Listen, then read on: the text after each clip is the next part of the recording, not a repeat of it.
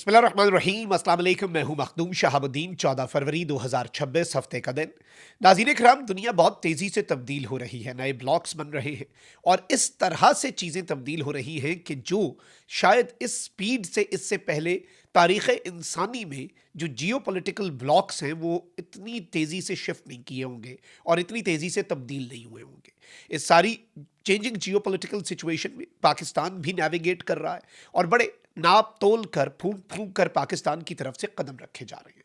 अब एक तरफ अमेरिका और यूरोप के तनाज़े, नेटो के साथ फिर चाइना और रशिया के साथ अमेरिका के मसाइल और Ukraine, Taiwan, Venezuela, Iran, middle east, Israel, ये सब कुछ चल रहा है। इस सब में अफ्रीका जो है वहाँ पर भी कुछ ऐसी ही डेवलपमेंट्स हैं और इस सारी सूरत हाल के अंदर पाकिस्तान के लिए भी ये एक बड़ा इंपॉर्टेंट मोमेंट है और आलमी अमन के लिए वर्ल्ड वाइड जो एक चीज़ें चल रही हैं। और अभी आप गल्फ़ के अंदर देख लें कि गल्फ़ के दो बड़े इत्तेहादी सऊदीया और यूएई एक दूसरे के तकरीबन आमने सामने आ चुके हैं। बहुत सी जगहों के ऊपर इन दोनों, हमारे तो दोनों दोस्त और बरादर ममालिक हैं, हमारे लिए तो दोनों काबिल एहतराम है, लेकिन दोनों के इंटरेस्ट जो हैं वो आपस में कोलाइड हो चुके हैं।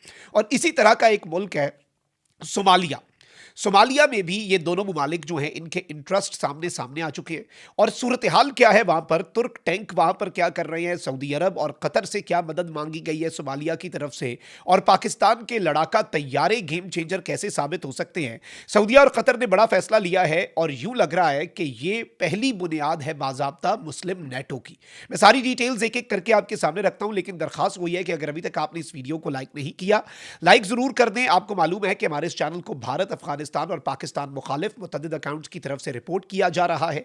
रिपोर्टिंग का असर जाहिर करना आपके हाथ में है। वीडियो को लाइक करें, एक के बजाय ज्यादा से ज्यादा कमेंट्स करें और अगर हो सके तो इस वीडियो को आपने मुख्तलिफ व्हाट्सएप ग्रुप्स के अंदर शेयर भी करना है। नाज़रीन इकराम, रिसेंटली सोमालिया जो मुल्क है उसके अंदर एक एरिया है जिसे इसराइल ने रिकग्नाइज कर लिया एक सॉवरन मुल्क, एक खुद मुख्तार मुल्क के तौर पर, और वो एरिया है सोमालीलैंड का।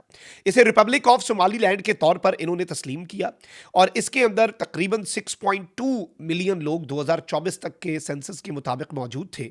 और इस सब के अंदर मैं आपको ये बताऊं कि इसराइल का ये कदम जो है इसने पूरे के पूरे अफ्रीका को हिलाकर रख दिया और इस पर बहुत से ममालिक जो है वो बोले, बहुत से ममालिक जो हैं उन्होंने आवाज़ उठाई, बहुत से ममालिक ने इसकी मजम्मत की, जिनमें पाकिस्तान, सऊदी अरब, ईरान और तुर्किया, अफ्रीकी ममालिक समेत 21 से ज़ायद मुस्लिम ममालिक और इस्लामी ताउन तंजीम जो है OIC, उन्होंने इसराइल की जानिब से सोमालिया के इलाके, सोमालिया का इंटीग्रल हिस्सा जो है सोमालीलैंड, उसे एक अलग मुल्क तस्लीम किए जाने के इसराइली इकदाम को मुस्तरद भी किया था उस वक्त और बैनुल अक़वामी क़वानीन की इसे खुल्लम खुल्ला खिलाफ वर्जी भी करार दिया था।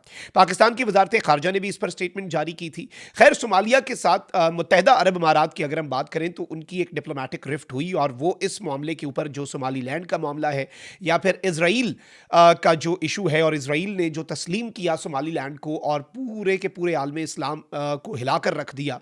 और फिर जाहिर बात है मुस्लिम ममालिक जो हैं अब वो क्या करने जा रहे हैं ये तो सेकेंडरी होगा, लेकिन यूएई इस मामले के ऊपर अल्टीमेटली खामोश रहा। उसने हिमायत या मुखालफत जो है वो उस तरीके से नहीं की।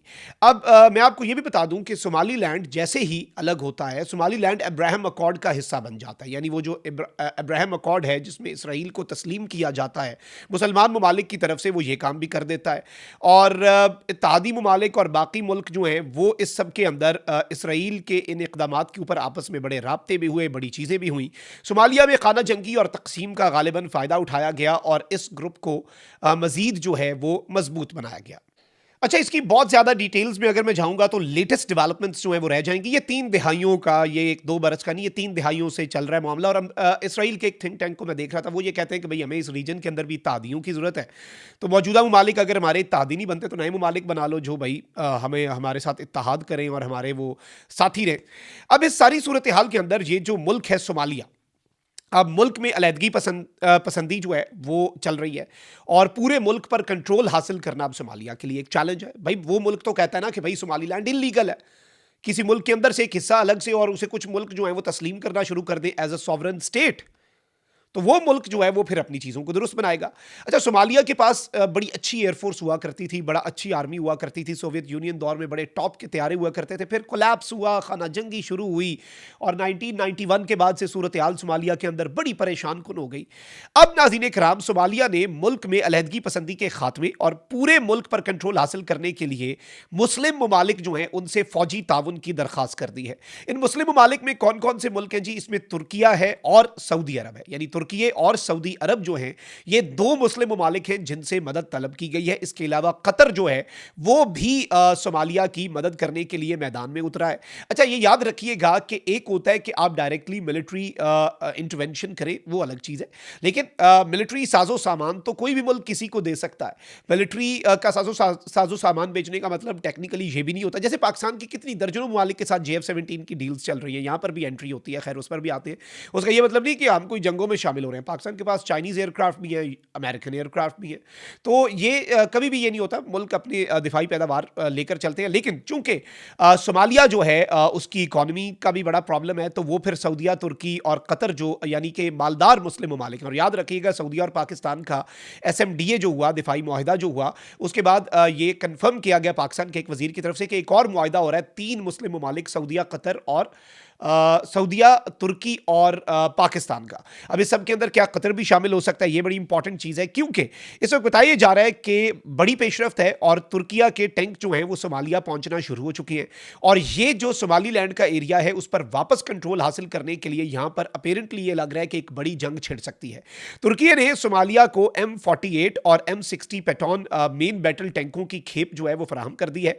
रिपोर्ट्स के मुताबिक ये टैंक तुर्क बहरिया के लैंडिंग शिप TCG सनकतार के जरिए मुंतकिल किए गए और जो मोगदेशो बंदरगाह है वहां पर ये उतारे गए। मंजर-ए-आम पर आने वाली फुटेज में टैंकों को शहर की सड़कों पर काफिले की सूरत में गुजरते हुए देखा जा सकता है। फिर इसके साथ ही साथ एक और खबर ये आ रही है नाज़रीन कराम के सऊदी अरब और सोमालिया जो है इन्होंने एक मिलिट्री कॉपरेशन का एग्रीमेंट जो है वो साइन किया। अब सऊदी अरब ने सोमालिया को यह कहा है कि भाई देखें, हम आपको असला खरीद के दे देते हैं, मतलब आप जिन ममालिक से आपने खरीदना है आप बात करें उनसे, उन ममालिक को पेमेंट जो है वो आपके अरब इत्तेहादी दे देंगे, जिसमें सऊदिया भी अपेरेंटली है, जिसमें अब रिपोर्ट्स के मुताबिक कतर भी शामिल है। कतर ने भी यही बात कही है कि भाई हम आपको खरीद के दे देते हैं। फॉर एग्जांपल, एक मुल्क है ना, वो खुद फाइटर जेट नहीं बनाता, दूसरा कहता है भाई हमें फाइटर जेट ले दो, वो कहता है भाई आप डील कर लो, जो उस मुल्क को पेमेंट करनी है, जो उन्हें पेमेंट करनी है वो हम कर देंगे। अब एक तरफ तो पाकिस्तान के अहम तरीन इत्तेहादी सऊदी अरब ने मिलिट्री कॉपरेशन एग्रीमेंट जो है वो सोमालिया के साथ साइन कर लिया है, जबकि कतर के हवाले से ये बताया जा रहा है कि JF-17 थंडर ब्लॉक 3 24 2 दर्जन फाइटर जेट्स जो हैं, क्योंकि देखें पाकिस्तान ने अपना जो एक लोहा मनवाया, पाकिस्तान ने जो अपनी सुपीरियॉरिटी पूरी दुनिया के सामने वाजे कर दी, पाकिस्तान के फाइटर जेट्स ने जो तबाही फेरी इंडिया की, और ये प्राइस वाइज कॉम्पिटेंसी वाइज हर चीज़ में JF-17 और हम खुद बनाते हैं, तो दुनिया भर के ममालिक इसमें इंटरेस्ट जाहिर कर रहे हैं।